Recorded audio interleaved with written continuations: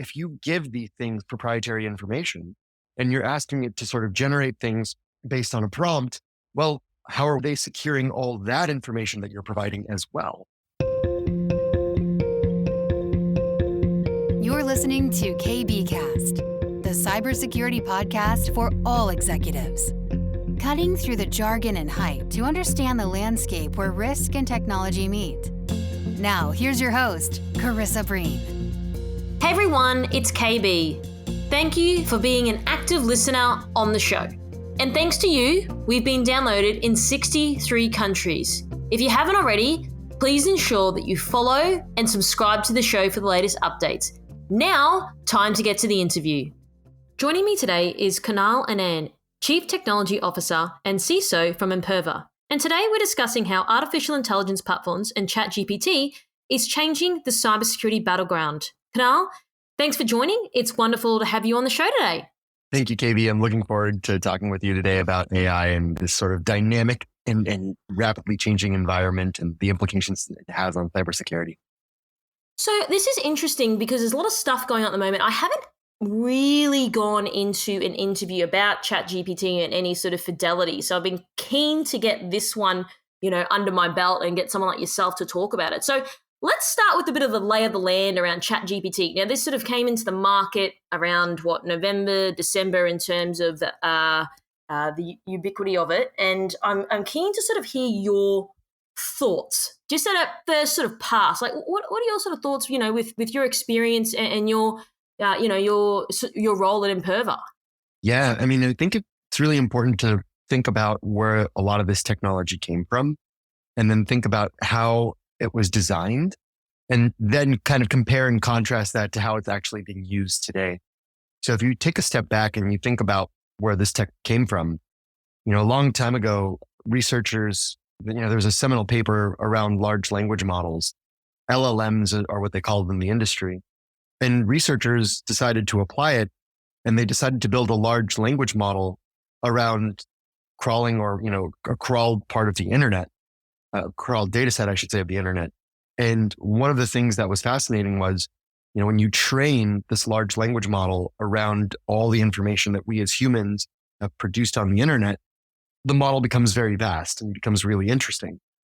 And so ChatGPT is this interface that sits on top of this large language model. And there's a reason why when you log into ChatGPT, for those who have done it, you've seen it, of course, before. And for those who haven't, when you log in, there's a banner that says that the data is only good up until, a certain part of, I think, 2020 or 2021. And the interesting thing about that is that's when the crawled data set was put together. So ultimately, GPT or ChatGPT was trained on that data set. And the applications around that have been very interesting. They designed it in such a way. OpenAI is the company behind it. OpenAI designed GPT to allow you to ask it arbitrary questions, give it tasks, and then leveraging the large corpus that is the internet would try and give you an answer or try to synthesize a lot of data, summarize that data, and share that back out. And the applications have been wild and interesting to see. We can definitely talk more about some crazy aha moments that I've had and crazy things that I've seen, whether it's from the CTO and the CISO side. But for the last couple of weeks, and really for the last couple of months, security researchers who have access to the same ChatGPT interface and capabilities that we all do have started to actually push it and started to, circumvent the trust and safety layers that are embedded in GPT. And at the same time, they're beginning to use it to create new types of security exploits. So it's really fascinating to see. Yeah, no, this is really interesting. So, okay, I want to get into this a little bit more. I think, obviously, I'm in media, so I'm reading a lot of stuff, hearing a lot of people's opinions. People seem to be really rattled hard by this. So I'm curious to hear your thoughts. Now, I understand there's people coming at it from all different angles on, our job's going to be automated. We won't need it because ChatGPT is there, or our job functionality is going to change. What are you sort of hearing? Because it seems to have really rocked people a lot. So there are some things that GPT has done for me that have really blown my mind in terms of making things a lot more efficient. So for example, the other day I was curious about an algorithm. I was trying to perform some task and I asked GPT hey, can you explain this algorithm and how it works for me? And maybe even write me some pseudocode for how this could work. And it actually did it. And then I kind of went to the next step and said, oh, this is cool. You generated pseudocode. Could you take the pseudocode and now build an actual working program? And it did. It took 4 tries, but it did. Compare that to if I were to try to do that by myself, I would have probably spent days, trying to get through that. And as you mentioned, I'm traveling a lot. So who knows, it probably would have taken weeks for me to get to a working solution. Meanwhile, I just asked GPT to write that program for me. And, out came several hundred lines of code instantaneously. And it was correct. It took a couple of tries or 4 tries or so, but it was there. So there's one part of me that is just, wow, this is an efficiency boost. This is an amazing way for me to be much more productive. It's been great at summarizing things. So if I ask it some questions, the other day I was curious. I'm based out of Los Angeles, and I asked it a question around what are some restaurants that are like these restaurants that I like going to, and it produced actually a very good list for me. So there's this sort of summarization capability that it has. And then, you get to the security side of things, which is, not necessarily building, quite novel breakthroughs in terms of attack payloads, but we are starting to see GPT being used to generate attack payloads, to bypass firewalls, to bypass endpoint protection software. And it's starting to become interesting. And we can definitely talk more about not just implementations of OpenAI's GPT, but anybody can build a GPT. And what happens when you start to see more inspired folks that go down the path of building their own GPT and they don't program these trust and safety layers inherent in the LLM. So that's where it's going to get really interesting and crazy, I think.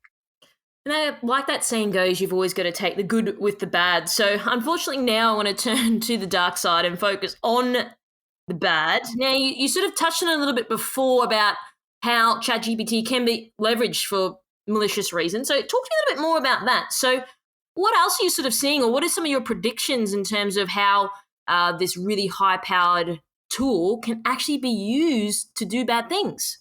In the non-GPT era, or previously to GPT, companies have operated with trust and safety layers. And I know, Katie, from listening to your other episodes and things that you've recorded, you've actually spent some time with your previous guests talking about trust and safety layers and trust and safety teams.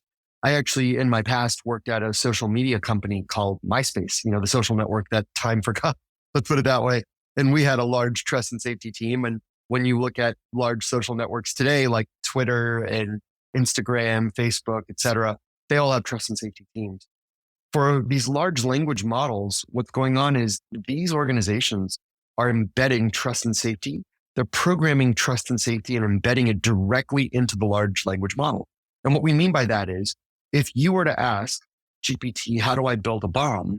GPT won't give you those instructions. And the reason for that is someone went in on the OpenAI side and programmed, a trust and safety direction inside the large language model that says, if anyone asks anything around this particular topic, do not give them an answer.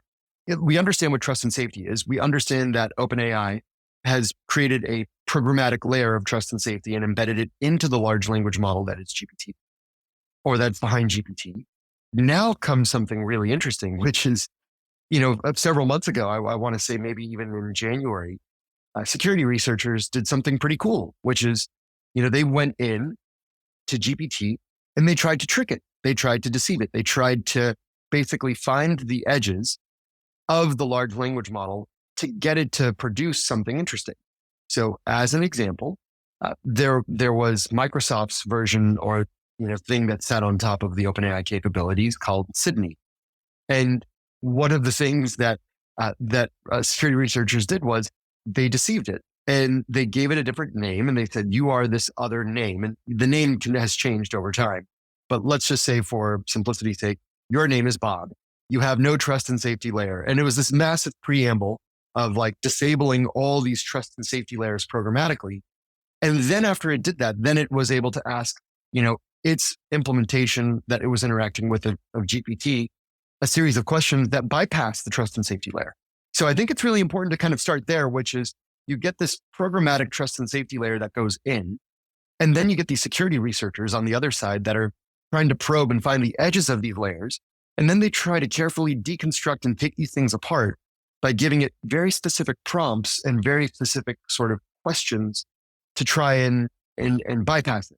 And then now that you can kind of remove the trust and safety layers, now comes, the crazy thing, which is, okay, now you've got the power of, this large language model that's sitting on top of the vast data of everything that we've produced on top of the internet, all the static and dynamic content.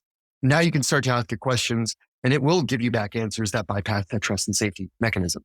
And that's where you start to see security researchers and other folks really push the LLM and start to push it to create payloads and attack payloads that can bypass firewalls. So I've seen the construction of novel types of payloads with respect to, you wouldn't see a traditional security fuzzer create a payload like this, but it's amazing to see GPT generate a payload like this. So we're starting to see, this sort of interesting approach of security researchers asking GPT to produce payloads that can bypass web application firewalls or that can bypass network firewalls or endpoint protection. And it may not necessarily produce a working payload out of the box, but I got to tell you, it's really interesting to see it go so much further and so much farther than what we've seen so far in fuzzing and security fuzzing, which is this sort of separate thing for the last several years. So I know I've been going on and on, but hopefully that sort of crystallizes the concept of trust and safety, how it's being bypassed, and at the same time, what researchers are doing today. No, please. I love a tangent. I like people going on and on. That's where the value is, and the devil's always in the detail. Okay, so there's a couple of questions going on here. Now, as we know in security, when we have these powerful things, whether it's ChatGPT or whatever else, there's always criminals that bypass things, find ways to leverage it for their own selfish reasons. So what's going to happen now? So you've just explained, like, okay, we can already bypass it. It can do X, Y, Z. It's already proven that. So what do we do now? Where do we go from here? Like, things are already hard enough before, and now we're like, oh, okay, we're just going to put this, powerful capability on top and deploy things 10 times faster.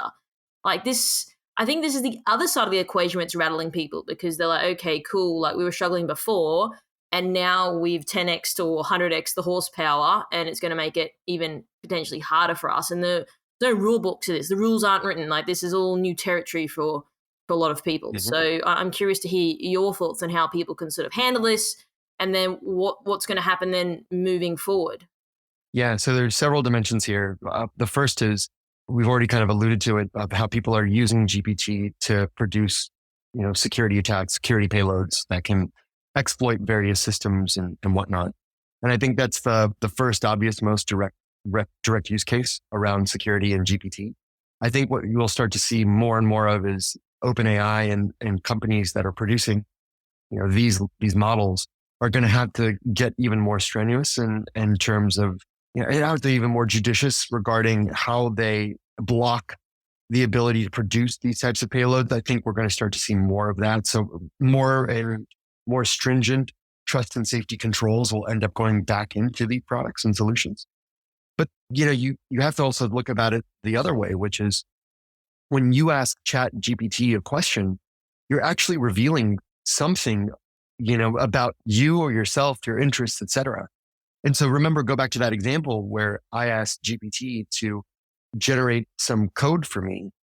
Well, I've actually seen instances where people are wholesale going to something like a GPT and saying, here's my programming interface.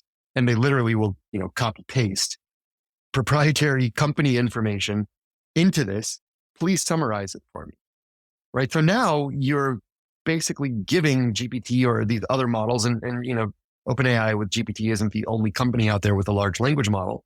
But let's just assume that if you give these things proprietary information and you're asking it to sort of generate things based on a prompt, well, how are they securing all that information that you're providing as well? And I've seen people use GPT to summarize proprietary things inside their companies, whether it's emails or whether it's, papers, reports, having it generate presentations, proprietary things like websites, et cetera. Who's securing that? And we've already seen in the last couple of weeks OpenAI had a security issue where, security researchers were able to bypass its security controls, and they were able to, from a privacy perspective, see into other people's chat histories. So, we're asking a lot here, obviously, of a company like OpenAI to produce these safe LLMs, but we are also asking them to be like every other company and respect the privacy and the sanctity of all this data. And then you get to the sort of third thing, which is going to be even more wild, is it's actually not very difficult, KB, to build a GPT. There's a very famous but a very famous machine learning and AI researcher. His name is Andrej Karpathy. He worked at Tesla. He was a very, very famous and is a very famous machine learning expert. He actually went on a YouTube video and said, hey guys, I'm going to show you how to make a GPT. I'm going to show you how OpenAI makes Chat GPT. And in a YouTube video over 90 minutes, and I went through this process and other people I know did too, it's extremely lucid. It's extremely simple with the right set of tools and libraries for anyone to build their own GPT.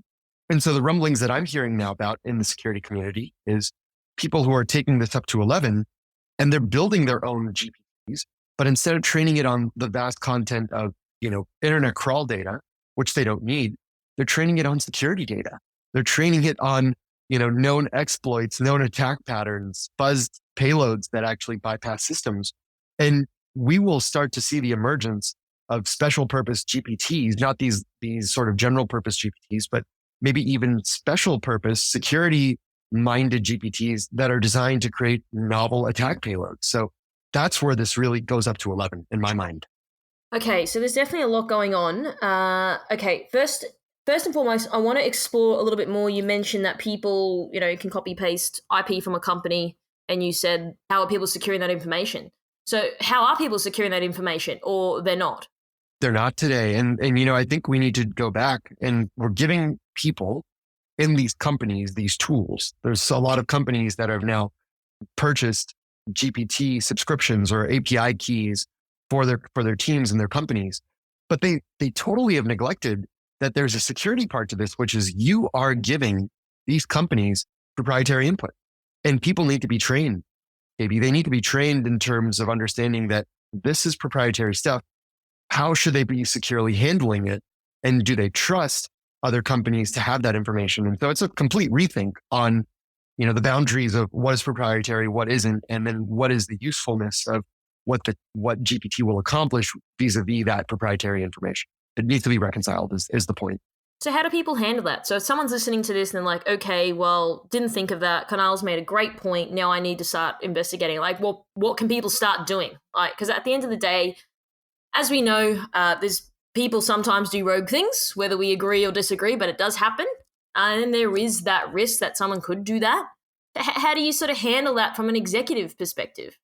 Yeah, so a few things. One, if I've already been using GPT and if I'm slightly concerned, even remotely concerned that in my company that people may have been providing it with proprietary information, the first thing I'm going to do is reach out to OpenAI and ask them to clear all the history that my company has created, or the history of everything that was created by the company. That's part one. Part two is I need to explain to everyone in the organization that I'm in. And, we've talked about this internally as an example at Imperva. How do we train people to use these tools in a secure way? And so the old saying, right? With great power comes great responsibility. It's the same thing, which is, hey guys, we're giving you this tool as other tools in your toolkit to let you get your work done, and that can make you highly efficient. At the same time, we need to reconcile the fact that you can't necessarily give it a bunch of proprietary information because we don't own that data, and we don't even know how that data is being consumed. We don't know how that data is being used. I think it's still really fuzzy, Katie, in terms of that input data of how that is going back in to train these large language models. I mean, there's an element that we didn't even talk about yet, which is reinforcement learning and reinforcement training. But how is the information that we're providing going back and retraining the large language model itself? And so I think we need to do a better job of explaining to people what's possible, what's not possible. And then I think we may even see and this is, maybe something for entrepreneurs or other people who listen to you out there to even think about is, can you build these sort of trust and safety layers for large enterprises that sit between your team members and these large language models to filter out that proprietary information? So if someone in accounting, and I've seen this example before, I've actually seen this example live of someone in an accounting team will provide a set of financial statements and say, hey, can you please summarize the key trends in these financial statements? You'll have some sort of layer that will sit in between that'll say, no, we absolutely cannot have these financials for a private company go to this large language model because we have no idea how this is going to be used. So let's try and filter it out. So I think it's going to come down to human training.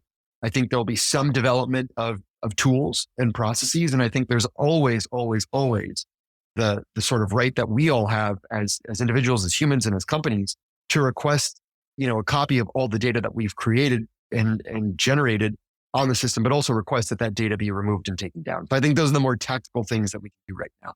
Yeah, that's excellent. So just to go back on part one around, you reach out to OpenAI, like, okay, remove the data, for example.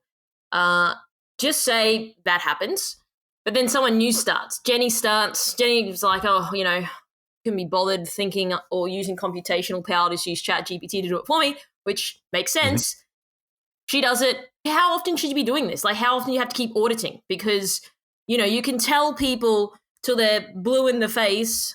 I think that's an Australian term, or maybe it's global, that to not do that, someone's going to do it. So how do you keep ensuring that you are going back to OpenAI to say, like, hey, we need to keep removing that data? Like, how do you keep doing that? And I guess that it's going to be, opportunity costs. Like, is it daily? Is it monthly? But then it's like, if you're doing that daily, monthly, like, you have to pay for someone to constantly be doing that from a governance perspective, from an auditing perspective. So how does that all work? Well, I think it's to your point. I think there's so much manual audit and, potentially some automated audit that has to come into place. When you think about this large language model, and the reason why it's done this way right now is running a large language model is incredibly expensive. It's really, really difficult. I mean, there was a deal that was done between OpenAI and Microsoft in the billions and billions of dollars. And many of those billions of dollars went back to Microsoft, from Microsoft to OpenAI, back to Microsoft for Azure credits, because running this system is so inherently complex from a compute and a storage perspective. But I would say there's a few things. One, for companies that are seeing the preponderance now of these large language models, these GPTs that are coming up, it's interesting that there's so many cool, innovative things. The first thing that you probably want to understand is, it's like supply chain risk. Is this a vendor that you want to work with? Is this a vendor that you trust? I think most folks trust Microsoft to do the right thing. They trust, Amazon. They trust Google, especially, these three hyperscalers. They trust these three hyperscalers to do the right thing. And, I think we need certainly much, much more transparency around that. And then I think let's kind of zoom ahead, a couple of years from now. I think over time, as we've seen, computation improves so quickly.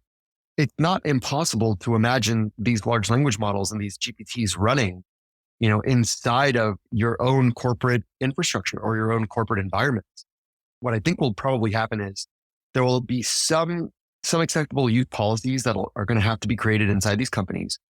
I think we're going to need to do a stronger job of demanding transparency reports from these LLMs and GPTs to better understand how did the content get there, who's accessing what, who's asking what information purely exists. Can we audit that data?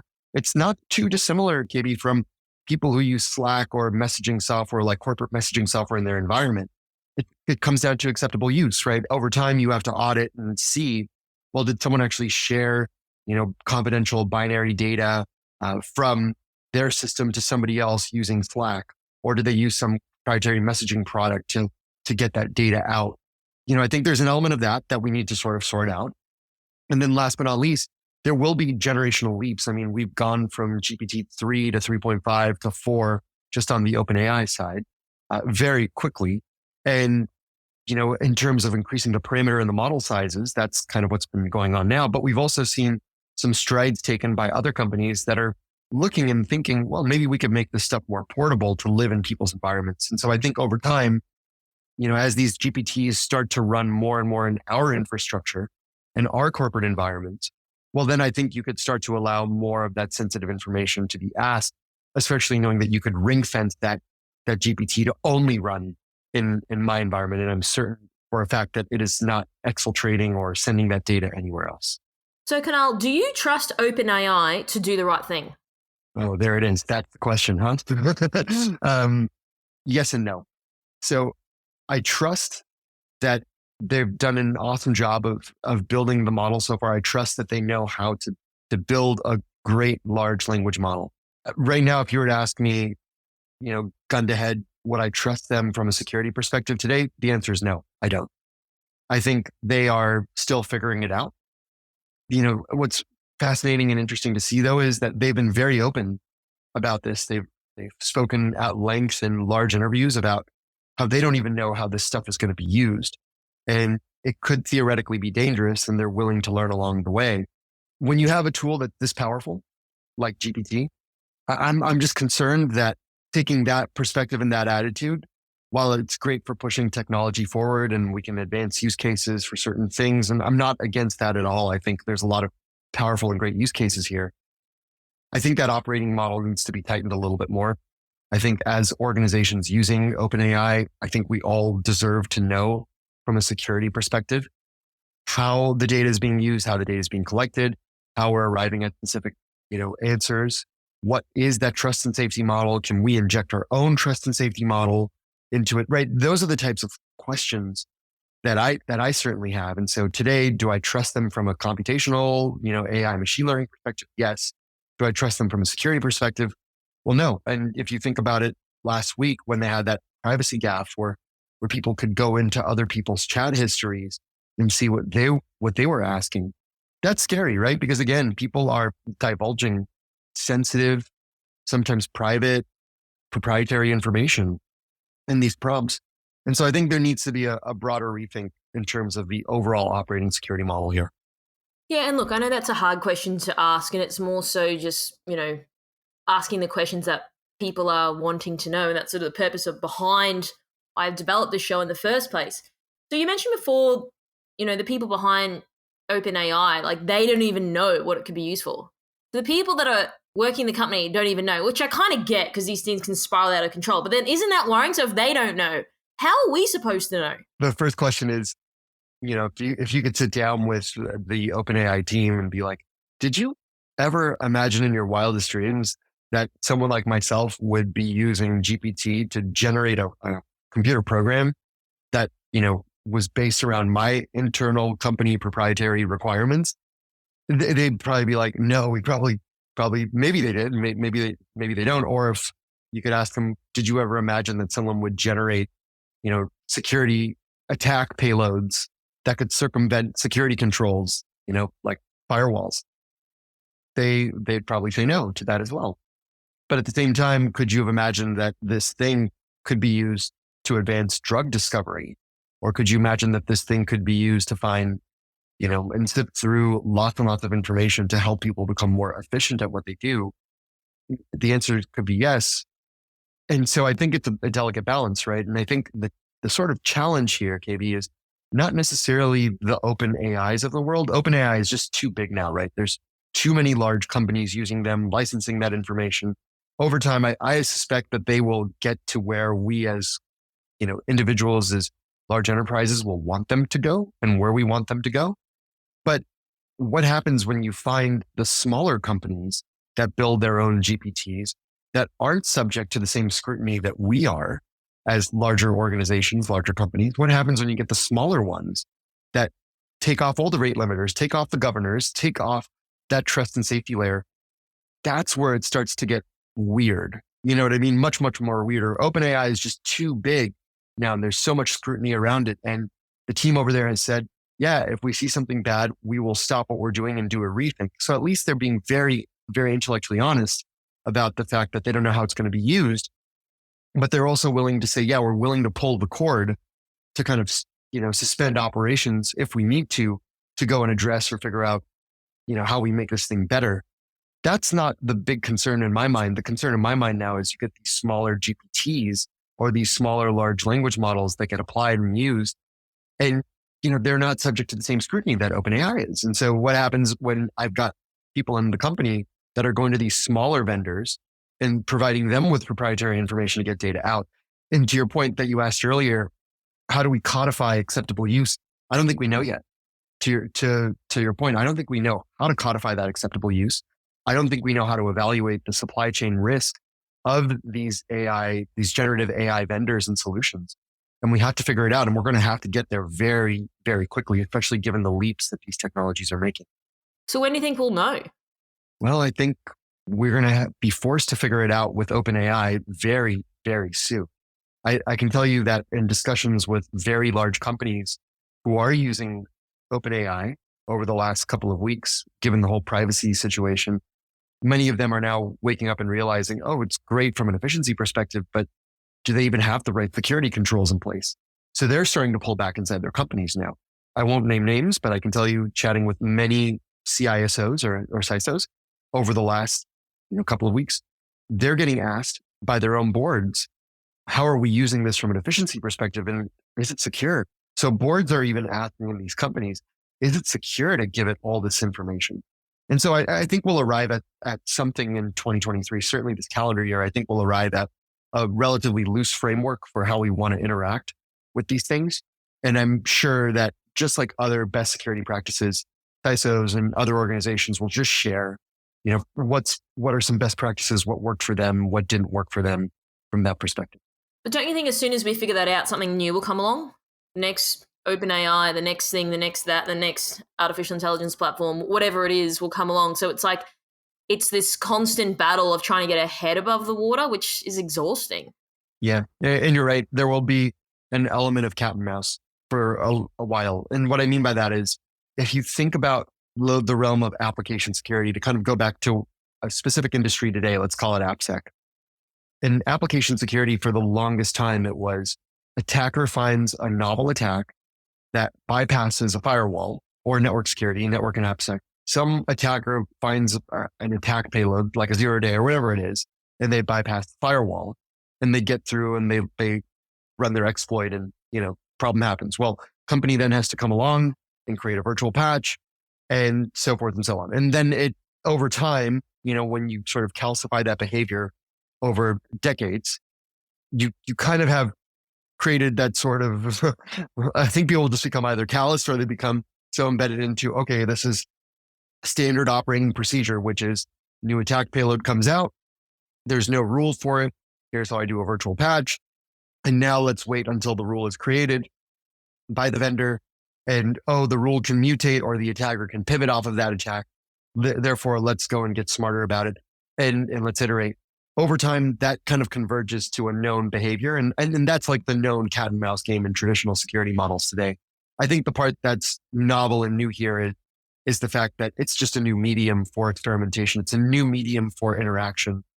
I think over time, we will get to that routine, that standard operating procedure that we have in traditional security will apply to AI, because exactly to your point, we may build a model for how to work with OpenAI and how to work with OpenAI's GPT.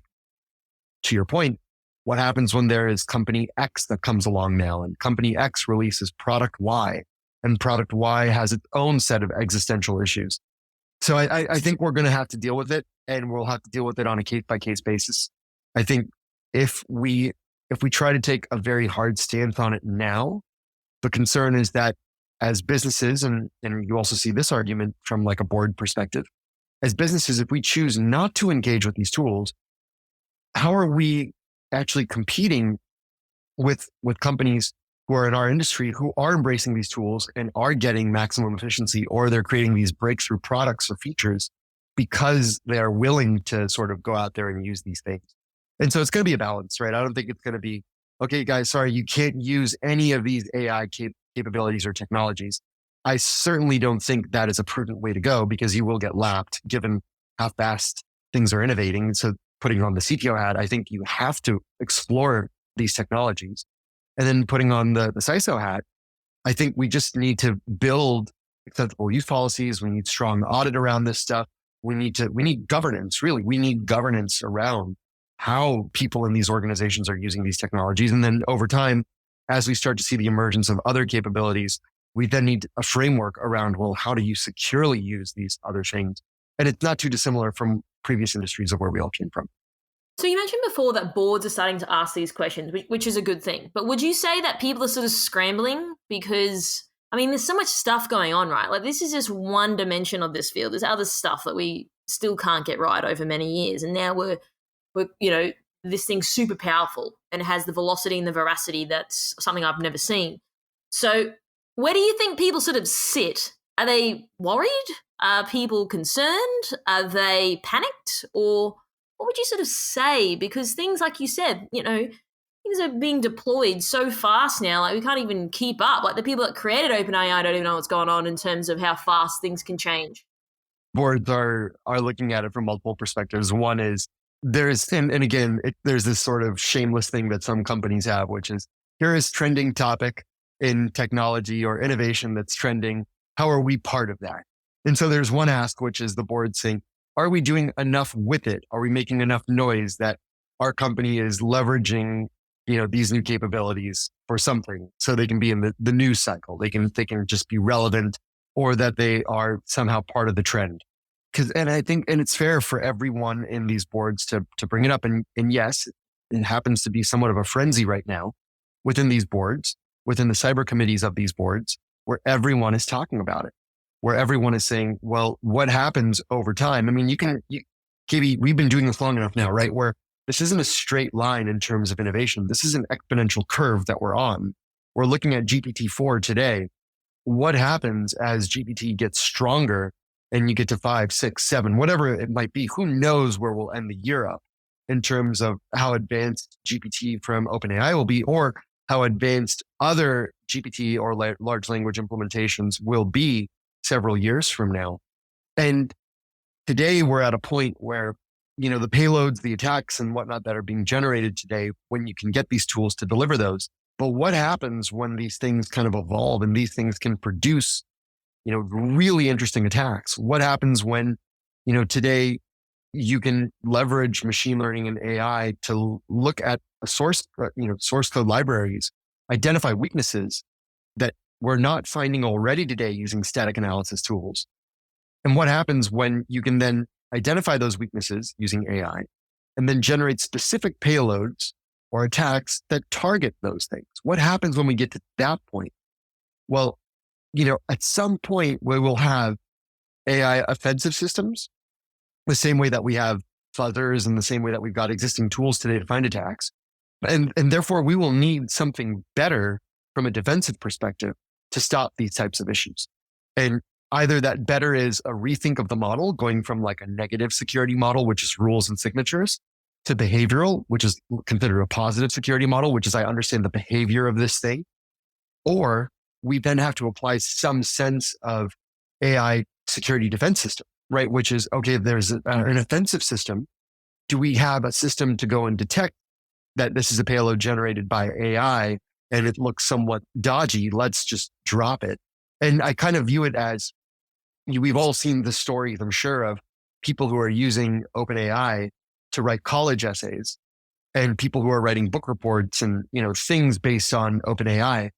And schools and universities, colleges, et cetera, they're all now tasked with trying to build tools with respect to trying to identify, is this OpenAI generated content? Did AI write this or did the student write it? And so I think these detectors are going to emerge. And, that's the part that boards are really curious about, is given the breakthroughs and how fast this is evolving, how do they need to think about their security posture? So I can tell you lots of cyber committees all over the world, not just in the United States, but all over the world, are beginning to have these discussions around, you can see a future of how AI can generate these attacks. How are we going to build defense systems to stop them? And again, it's not there today, but you can see the future. You don't need to be into science fiction to sort of imagine that possibility. You can see where this is all ramping and you can see where it's all going.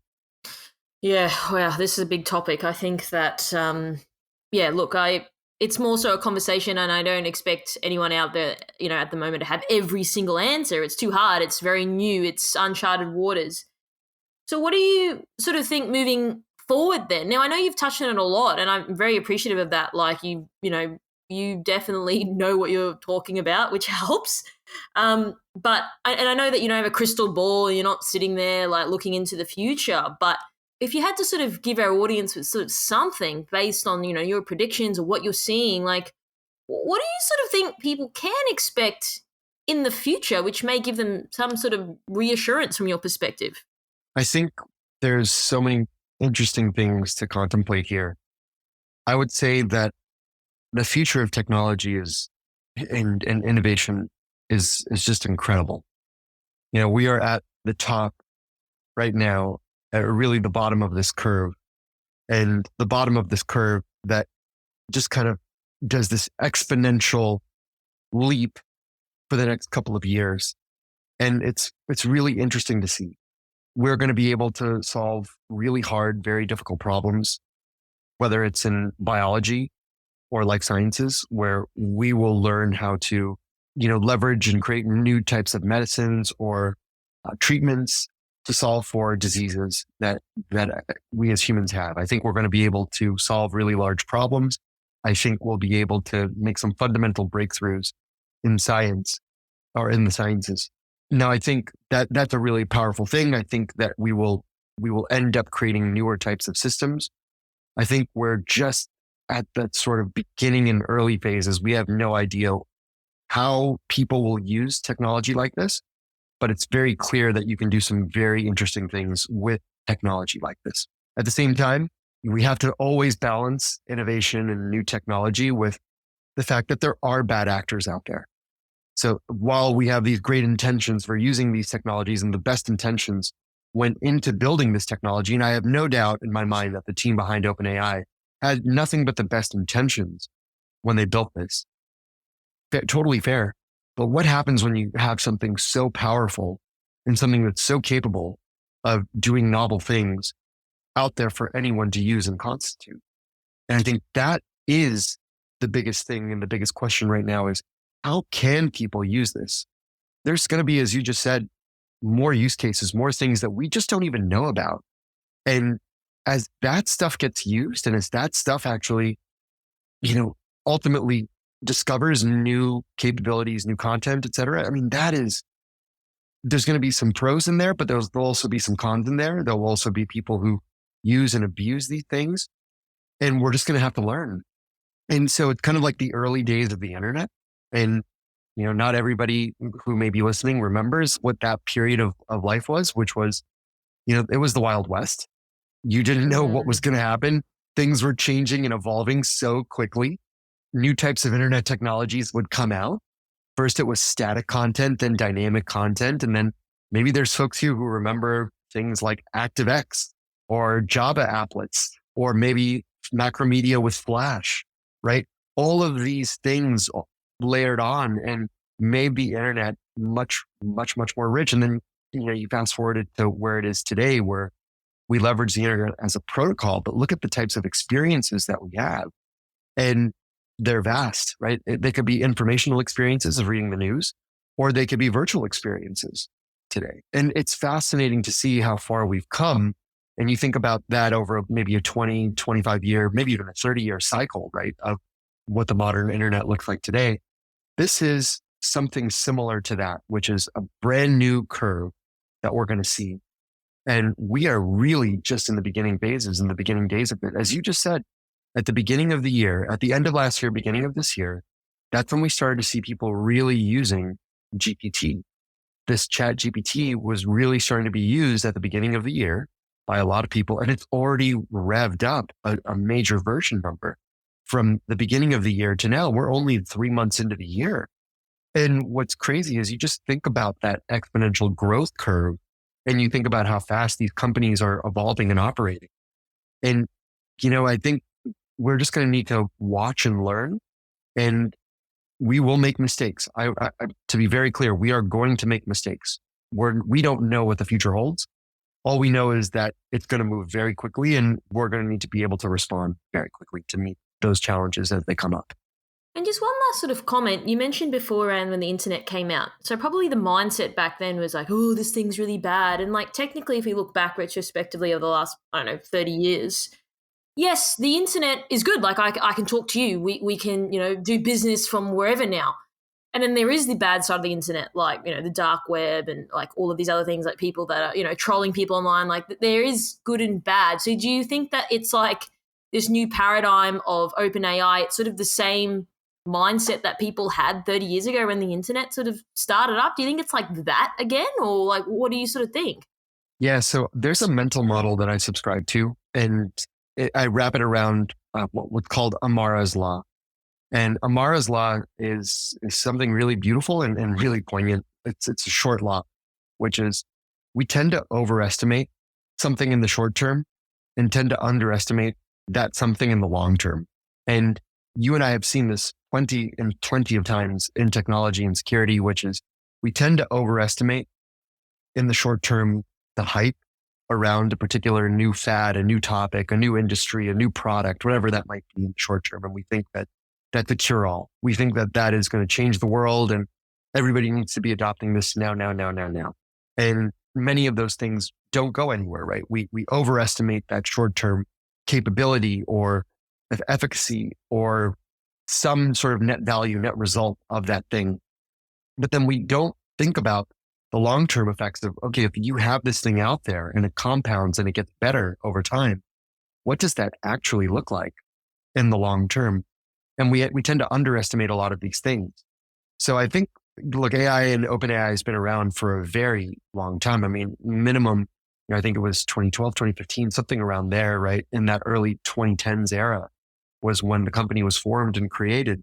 And they've been going at this for quite some time. And I remember when they first started going at this, people kind of rolled their eyes and they were like, yeah, AI, yeah, this just seems like a bunch of hype.